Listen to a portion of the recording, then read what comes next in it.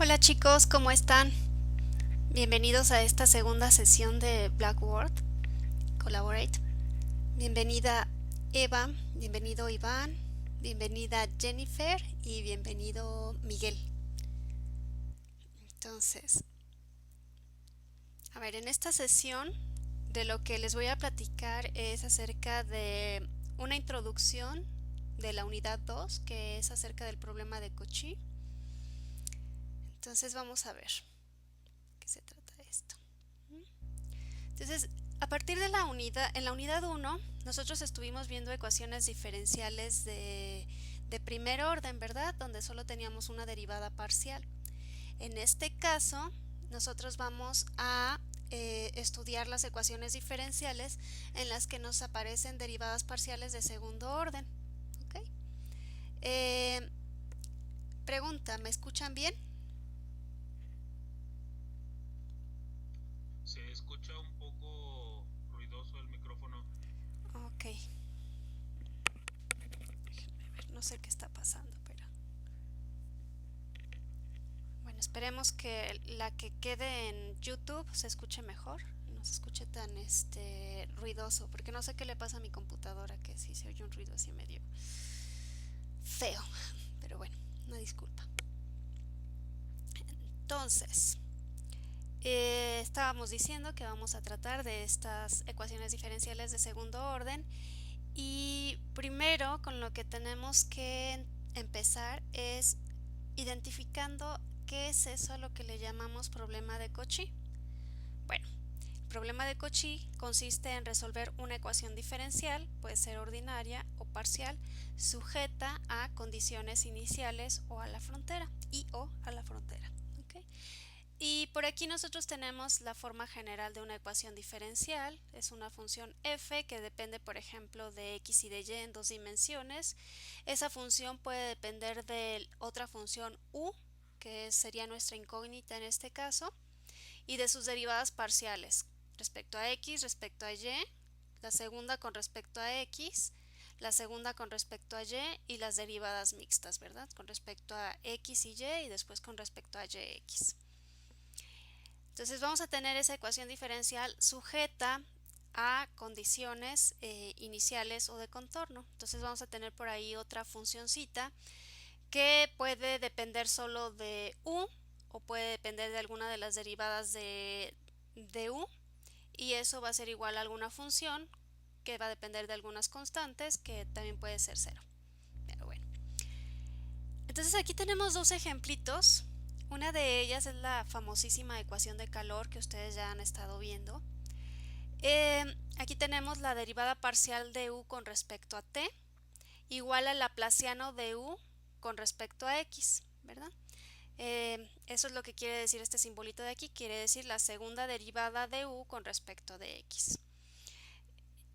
Sujeta a la condición de que para cualquier valor de x, cuando t vale 0, la función u tiene que valer otra función phi de x, solo depende de x, para x en Rn. Entonces aquí x puede ser un vector, ¿verdad? Podemos tener solo la variable x o podemos tener un conjunto de variables que puede ser xy, xyz o las que se les ocurran, ¿no? Tenemos que decir dónde viven cada una de nuestras variables. Aquí estoy diciendo que este vector x vive en Rn, quiere decir que cada una de sus entradas vive en los reales. Y aquí estoy indicando que t tiene que ser mayor que 0. En este caso t representa el tiempo. Y eso lo fijamos en 0 y de ahí vamos avanzando, ¿verdad? Tenemos por aquí otro ejemplo, que es la ecuación de ondas en una dimensión, donde tenemos la segunda derivada de u con respecto al tiempo, menos la segunda derivada de u con respecto al espacio, que es x, igual a 0, con x en los reales y t mayor que 0, sujeto a que la condición inicial para u es alfa de x y la velocidad inicial de u es igual a beta de x. ¿Okay? Velocidad porque aquí tengo, fíjense, la derivada de u con respecto al tiempo. ¿Okay? Otra cosa, ¿por qué estoy diciendo que están en una dimensión si yo estoy viendo aquí dos variables? Usualmente cuando trabajamos con ecuaciones diferenciales ordinarias, digo parciales, no consideramos la dimensión del tiempo, la dimensión temporal, entonces siempre nos referimos a las dimensiones espaciales. Si en este caso yo tomo solo el vector x, que solo es x, entonces digo estoy trabajando en una dimensión. Si tomo el vector x, que sea x, y, entonces estaría trabajando en dos dimensiones, independientemente de que yo tenga aquí o no el tiempo. Lo mismo ocurre en la ecuación de onda. Y otra muy famosa, que es la ecuación de Laplace, esa sí no depende del tiempo, entonces esa sí va a corresponder el número de variables que tengamos con la dimensión del problema que estemos trabajando. ¿Okay? Entonces, igual como lo vimos en la unidad 1, nosotros tenemos que aprender a clasificar las ecuaciones diferenciales de segundo orden para asimismo identificar las propiedades que pueden tener y los métodos de solución que podemos usar para resolverlas. Entonces, nosotros tenemos de forma general una ecuación diferencial lineal con respecto a las segundas derivadas parciales. A eso le vamos a decir que es una ecuación cuasi lineal. Eh, Aquí sumando con una función phi que depende del vector x, la función u y el gradiente de la función u igual a 0. ¿Okay?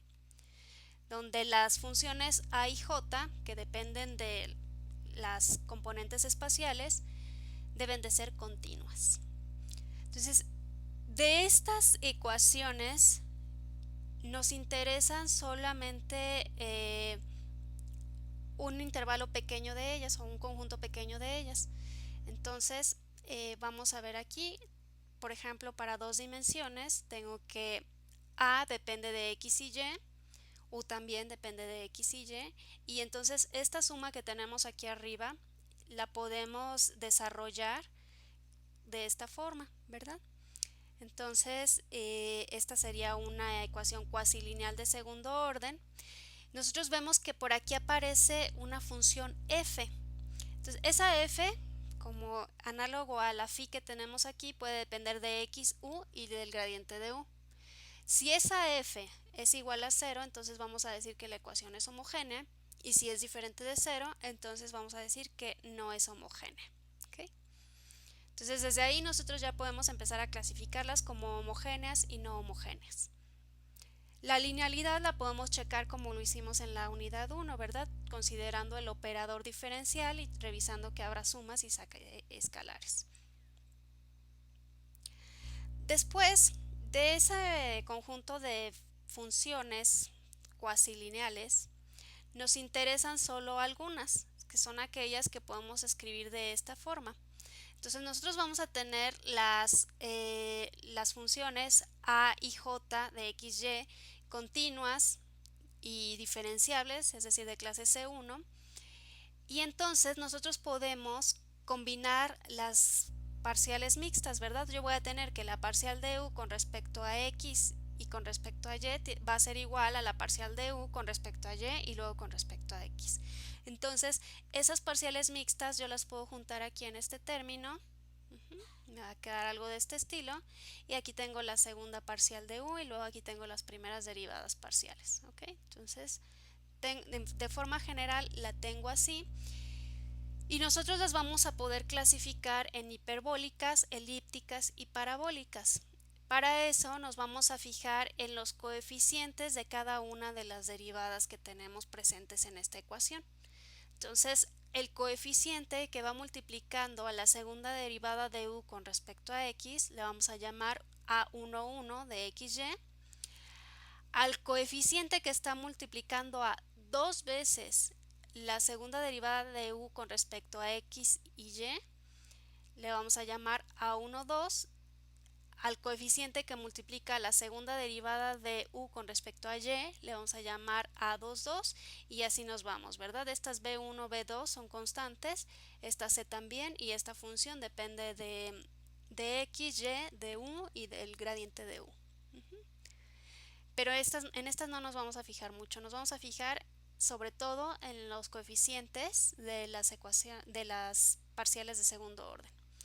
Entonces yo aquí voy a tener una relación, esto lo pueden revisar en las notas del curso, por ahí viene de dónde se deducen estas relaciones. Y yo voy a encontrar que si a12 al cuadrado menos a11 por a22 es mayor que 0, a este término de aquí le vamos a llamar discriminante, entonces vamos a decir que la ecuación es de tipo hiperbólica. Si el discriminante es menor que 0, entonces vamos a decir que es de tipo elíptica, y si el discriminante es 0, entonces vamos a decir que es parabólica. ¿Okay? Bueno, esto es así en términos generales, pero siempre vamos a fijar ideas con ejemplos, ¿verdad? Y aquí tenemos uno bien sencillito. Entonces tenemos la segunda parcial de u con respecto a x menos 2 veces la parcial de u con respecto a xy más la segunda parcial de u con respecto a y, igual a coseno de x. Entonces fíjense, por aquí este coseno de x juega el papel de la función f, ¿verdad? Entonces, como esa f es diferente de 0, entonces ya puedo desde ahí decir que la ecuación no es homogénea. Luego, me fijo en los coeficientes. Dijimos que el que va con uxx es a11. Entonces este va multiplicado por 1, entonces vale 1, ¿verdad? Y además es constante. El que multiplica a dos veces la derivada mixta de u, entonces ese va a ser el a12. En este caso yo le puse aquí que es 1, pero realmente es menos 1 por este menos que tenemos aquí, ¿verdad? Se me barrió ese menos 1. Y luego por aquí el coeficiente que multiplica la segunda derivada de u con respecto a y también es 1. Entonces hacemos las cuentitas, ¿verdad? Calculamos el discriminante. u12 al cuadrado, u12, quedamos que era menos 1, al cuadrado me queda 1, entonces ahí se come el signo. Y luego le resto la multiplicación de los otros dos coeficientes que también son unos, y entonces me da 1 menos 1 igual a 0. Entonces ya veo que ese discriminante me dio 0 y digo, ok, la ecuación es parabólica. Entonces ahí ya la puedo clasificar, la ecuación es parabólica, lineal y no homogénea. ¿Okay? Otro ejemplo, entonces aquí ya tenemos, fíjense, los coeficientes en este caso ya no son constantes. A11 es coseno cuadrado de x, A12, ahora sí le puse aquí el menos, ¿verdad? Menos y coseno de x, este 2 me lo salto porque ese de por sí ya estaba, ¿verdad? Y A22 es y cuadrada. Entonces calculo el discriminante y otra vez resulta que me da 0. Entonces, nuevamente puedo decir que la ecuación es parabólica y que es homogénea porque en este caso no aparece ningún término extra aparte de las derivadas parciales, ¿verdad? Entonces, por ahí ya tengo que esa f es 0, por lo tanto es homogénea y parabólica. Entonces ya hemos visto dos parabólicas, una homogénea, una no homogénea. Vamos a ver un tercer ejemplo. En este caso tengo, fíjense, el coeficiente a11 es 1 más t cuadrada. El coeficiente a12, que sería el que va multiplicando a la derivada mixta, no aparece, entonces vale 0. Y a22 es el que va multiplicando a la segunda con respecto a x, este de aquí. Y entonces eso es 1 más x cuadrada, ¿verdad? Calculo el discriminante, este a12 dijimos que es 0, y lo multiplico por, le resto el producto de a11 con a22, que es esto de aquí. Entonces observamos este término de aquí. En ocasiones, en este caso, por ejemplo, yo tengo un número positivo por otro número positivo multiplicado por un menos 1 y eso siempre va a ser menor que 0. Porque puse a12 igual a y coseno de x a12 a22. Ok. Entonces dijimos que a12, déjame regreso a la forma general. Aquí está, mira. Entonces a12 es el coeficiente que va multiplicando a dos veces, por ese 2 que está por ahí, la derivada mixta de u. ¿Okay? Entonces me voy para acá y entonces aquí tengo dos veces, tengo un y coseno de x y la derivada mixta de u con signo negativo. Entonces me llevo el signo negativo, dejo el 2 y dejo la derivada mixta. Entonces me queda el y coseno de x, ¿verdad? Entonces hay que tener un poquito de cuidado con esa porque puede que se nos olvide por ahí el 2 y entonces nos salgan cosas que ya no corresponden, ¿eh? Ok, entonces estábamos en el ejemplo 2, pasamos al ejemplo 3. Ajá, y estábamos aquí analizando si este término de aquí era mayor que 0 o menor que 0. En este caso, como tengo el producto de cosas positivas multiplicado por -1, eso siempre va a ser menor que 0. Pero en ocasiones a ustedes les va a tocar hacer un análisis un poquito más profundo. Van a tener que analizar lo que les resulte aquí y van a tener que ver para qué valores de t y para qué valores de x esta ecuación o esta relación es menor que 0, igual a 0 o mayor que 0. Para que digan, acuérdense que ahí en las notas dice que esta clasificación está dada puntualmente, entonces ustedes pueden decir, la ecuación es parabólica en tal punto o es hiperbólica en tal intervalo nada más, o puede que sea elíptica en todos los reales o para cualquier valor de x y y en todo el dominio, ¿no? Entonces hay que tener mucho cuidado en esta parte de aquí, ¿ok? Eso es lo que les recomiendo. Y en este caso, como les dije, siempre me va a dar negativo, por lo tanto la ecuación es elíptica y es homogénea, porque tampoco tengo aquí un término extra, ¿verdad? Una fuente, que es lo que representa esa f, es un término fuente. ¿Dudas en estos dos ejemplos?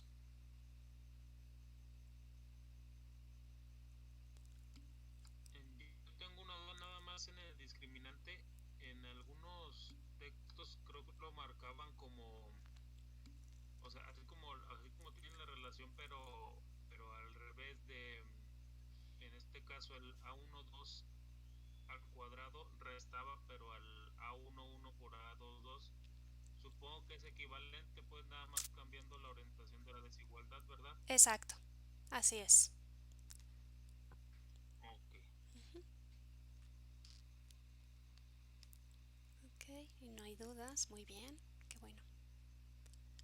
Ajá, entonces estamos aquí en el ejemplo 3. Ok.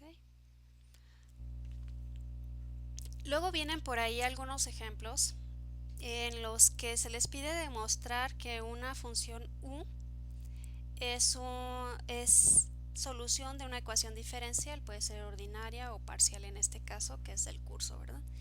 Y he visto que se equivocan mucho cuando esa u no está dada explícitamente, es decir, cuando no tengo que sea la exponencial o el coseno o algún polinomio, sino, por ejemplo, si les damos la u igual a otra función, a otra combinación de funciones, entonces como que siento que se les olvida un poquito ahí la regla de la cadena y bueno, no les sale el ejercicio, ¿verdad? Entonces quiero hacer un ejercicio de estos para que quede un poquito más claro.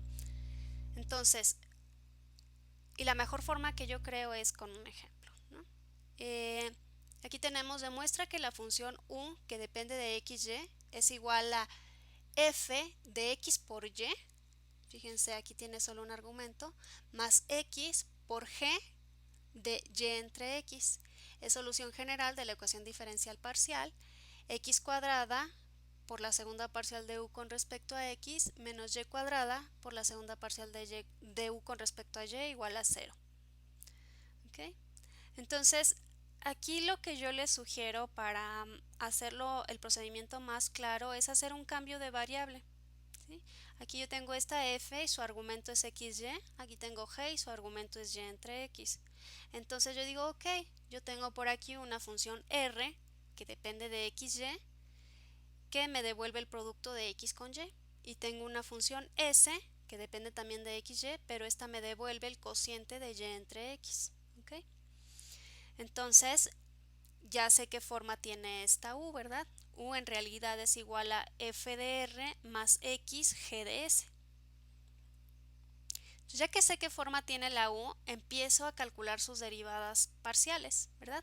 Como en la ecuación que quiero comprobar me aparece la segunda con respecto a x y la segunda con respecto a y, entonces tengo que calcular esas derivadas. Si me apareciera la derivada mixta, entonces la tengo que calcular, o solo la primera derivada, bueno, también de por sí se tiene que calcular, ¿no? Entonces, aquí como me aparecen las segundas, pues bueno, voy a calcular las segundas derivadas. Entonces, fíjense, la primera derivada de u con respecto de x es la derivada con respecto a x de lo que vale u, ¿verdad? Entonces dijimos que u es f de r más x g de s. Y a su vez r depende de xy y s depende de xy, ¿verdad? Entonces tengo la derivada de una suma. Entonces puedo abrir la suma, ¿verdad? Porque la derivada es un operador lineal. Entonces tengo que la derivada de la suma es la suma de las derivadas. Entonces ahora tendría yo aquí primero la derivada de f con respecto de x, ¿verdad? Y entonces aquí lo que hay que hacer es usar la regla de la cadena. Como f es una función que está compuesta por otra función, r de xy, entonces su derivada la tengo que calcular como la derivada de f con respecto de r por la derivada de r con respecto de x, ¿verdad? Esa es la regla de la cadena. Luego tengo más la derivada de un producto. Entonces, ¿cómo calculo la derivada de un producto? Bueno, es la primera por la derivada de la segunda, entonces aquí tengo x, y la derivada de la segunda, aquí usando también la regla de la cadena, más la segunda, que es g de s, por la derivada de la primera. La derivada de x con respecto a x es 1, entonces no la escribo, y entonces solo pongo g de s, ¿verdad? Luego aquí yo tengo que la derivada de r con respecto de x, por aquí tengo r, es y, ¿verdad? Entonces por ahí la escribo nada más. Y esta derivada es una diferencial ordinaria, porque f solo depende de r, entonces solo dejo f', ¿verdad? Lo mismo hago de este lado, entonces tengo la x, ahí se queda. Esta derivada es una ordinaria, entonces le pongo g'. Y la derivada de s con respecto de x, es esta de acá, me queda menos y entre x cuadrada, ¿verdad? De ahí sale. Y luego respeto el g de s que por ahí estaba, ya nada más lo escribo. ¿Dudas en esta parte?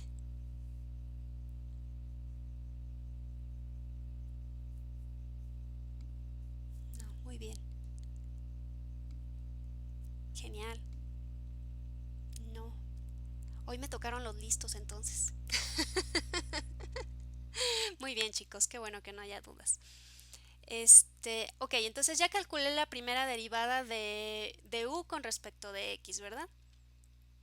Pero en mi ecuación diferencial me está pidiendo la segunda.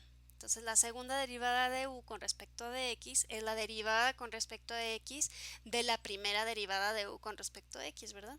Entonces vuelvo a derivar lo que me resultó aquí con respecto de x, vuelvo a aplicar regla de la cadena y entonces yo vi que al derivar esa f me saca una y la y que ya tenía me da y cuadrada, me queda su segunda derivada. Al derivar esta función, otra vez tengo la derivada de un producto, ¿verdad? Y aquí la escribo, es la derivada del producto. Y luego me queda solo la derivada de g con respecto de s. Entonces tengo g' y al derivar g me saca un menos y entre x cuadrada, ¿ok? Entonces ahí con cuidado hay que hacer esta segunda derivada parcial. Y nos fijamos ahora en los signos. Este término de aquí se queda, este menos con este menos se hace más y por aquí queda. Este menos con este otro menos se hace más y luego con este menos de acá se anula, ¿verdad? Entonces esta parte que está en rojito ya no la escribo porque se anula. Entonces aquí ya tengo que la segunda derivada de u con respecto de x es y cuadrada por la segunda derivada de f más y cuadrada entre x cúbica por la segunda derivada de g. Y eso mismo tengo que hacer con ahora las segundas derivadas de u con respecto de y, ¿verdad? La segunda derivada. Entonces otra vez calculo la primera derivada, derivo con respecto a y la función u. uso regla de la cadena aquí y entonces obtengo que esa segunda derivada, que esa primera derivada es x por f' más x por g' por 1 entre x. Entonces aquí el coeficiente que va multiplicando a la g' se va a hacer 1, ¿verdad? Porque x entre x me va a dar 1. Y entonces la segunda derivada de u con respecto a y va a ser la derivada con respecto a y de lo que me quedó aquí. Entonces me quedó x f' más g', ¿verdad? Otra vez uso regla de la cadena y obtengo x cuadrada f' más 1 entre x g'. ¿Ok? Y entonces ya que obtuve las segundas derivadas o las derivadas que están involucradas en la ecuación diferencial, entonces procedo a sustituir. Entonces me pedían corroborar que esta parte de aquí es igual a 0. Entonces lo agarro y sustituyo las derivadas parciales que acabo de calcular, ¿verdad? Tengo x cuadrada, tengo la segunda derivada de u con respecto de x, menos y cuadrada, aquí está, por la segunda derivada de u con respecto de y, que aquí está. Y luego lo que hago aquí nada más es hacer el producto, distribuir esta x en la suma, distribuir la y en esta otra suma, me queda algo así y luego reagrupo para que sea más evidente el resultado, ¿verdad? Entonces factorizo x cuadrada y cuadrada, que está multiplicando a f' y que acá está multiplicando también a f', pero con signo negativo, ¿verdad? Entonces me queda aquí f' menos f'. Lo mismo va a ocurrir con g', que va multiplicado por y cuadrada entre x. Entonces aquí nos van a quedar las restas de las funciones y eso se nos va a hacer 0. Y entonces ya con eso nosotros comprobamos que efectivamente la u que nos dieron inicialmente satisface la ecuación diferencial. ¿Okay? Entonces esto no es complicado, lo único en lo que hay que tener cuidado es la aplicación de la regla de la cadena. Recordar que tenemos aquí una composición de funciones y que hay que derivar con un poco más de cuidado, ¿verdad? Que la derivada no es tan directa como a veces la pensamos. ¿Dudas en esta parte? Ninguna, todo en orden. Perfecto, genial. Muy bien. Okay. Y bueno, ok, entonces esto es nada más como la introducción a lo que es la unidad 2. Ustedes, esto yo se los hago ver de forma muy compacta, es casi toda la primera sección de las notas y en 8 diapositivas, ¿no? 7 diapositivas, que es así como que muy preciso lo que ustedes tienen que captar de esa parte. Y entonces ya entendiendo de qué se trata cada una de esta ecuación diferencial del problema de Cauchy, entendiendo cómo las clasificamos, entonces ya podemos entrar a los métodos de solución. Entonces por ahí ustedes van a tener el método de solución de D'Alembert y en la tercera unidad vamos a tener la separación de variables, que se pone muy divertida, muy talachuda, pero está divertida. Entonces, pero bueno, lo importante es que ustedes sepan identificarlas así como que a ojo de buen matemático. Finalmente, les pongo aquí las referencias para que consulten. La primera es el contenido temático de la unidad 2, que se lo pueden descargar desde la plataforma. Por aquí me apoyé también de este archivo que está aquí. Es un capítulo 4 del problema de Cauchy. Lo consulté apenas hace rato, entonces aquí está el link de consulta. Y bueno, yo creo que ya se dieron cuenta de que las notas del contenido temático de la unidad no están como muy o del todo claras, o no tan claras como nos gustaría, ¿verdad? Entonces sí, yo les sugiero que consulten los libros que son ya clásicos de ecuaciones diferenciales. Entonces tenemos aquí el Strauss y el Boise Prima, que deben de ser así casi la Biblia, ¿no? Estos se los tienen que saber de ley. Entonces, bueno, ya nos queda poquito para cerrar el curso, ¿verdad? Si yo, bueno, Ya les había comentado el hecho de que están saliendo muchos trabajos copiados, plagiados. Entonces, eso me está complicando bastante la revisión de los trabajos, de las tareas, porque entonces lo tengo que revisar todo con lupa. Desafortunadamente, a pesar de que ya les he hecho la observación y de que les he dicho personalmente quiénes son los que están copiando y les paso el link de la página de donde copiaron o les digo exactamente a qué se parece, a pesar de eso lo siguen haciendo y eso la verdad es que está siendo muy muy cansado. Yo sé que no todos lo hacen, afortunadamente y qué bueno, pero desafortunadamente bueno, eso nos retrasa a todos. Porque les digo, entonces yo ya cuando abro un trabajo tengo que partir de la premisa de que está copiado y tengo que buscar entonces la fuente de donde lo copiaron para podérselos evidenciar, ¿no? Entonces, bueno, pues hay que tener un poquito de paciencia para aminorar un poquito la carga del cierre de la unidad del curso. Les dije por ahí en algunas actividades que elijan tres problemas para resolver nada más, ¿no? Por ahí les indiquen cuáles para, bueno, ya no, o sea, sí les recomiendo que los hagan todos, pero que me manden nada más tres, ¿no? Entonces con eso es suficiente, ustedes lo seleccionan y ya. De la actividad a cargo del docente en línea, tampoco tienen que hacer nada ya, porque se supone que ustedes durante la unidad cero hicieron una línea del tiempo, ¿verdad? Entonces, lo único que ustedes tienen que hacer es agarrar ese archivo que ya subieron a la unidad cero y volverlo a subir, pero ahora en la parte correspondiente a la asignación a cargo del docente en línea, ¿ok? Esa les va a contar a ustedes porque si la dejan en la unidad cero yo no le puedo asignar una calificación. Entonces, y la asignación a cargo del docente les va a quedar en cero, entonces mejor hay que volverla a subir, ¿ok? Y bueno, creo que eso era todo lo que les tenía que platicar por hoy.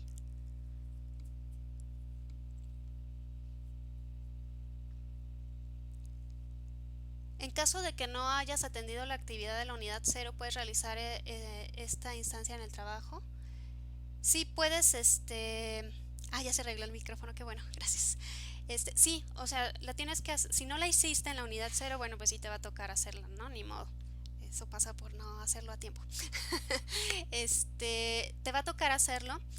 Te recomiendo que que lo subas a la unidad cero y que lo vuelvas a subir a la asignación a cargo del docente en línea. Yo solo califico la asignación a cargo del docente, pero si por alguna razón la UNAD te hacen revisión de lo que haya subido en la unidad cero y que de alguna forma cuente, pues te va a aparecer ahí en blanco, ¿no? Entonces si de por sí la vas a hacer, yo te recomiendo que la subas en las dos partes ya que la tengas, ¿no? Ujú, muy bien.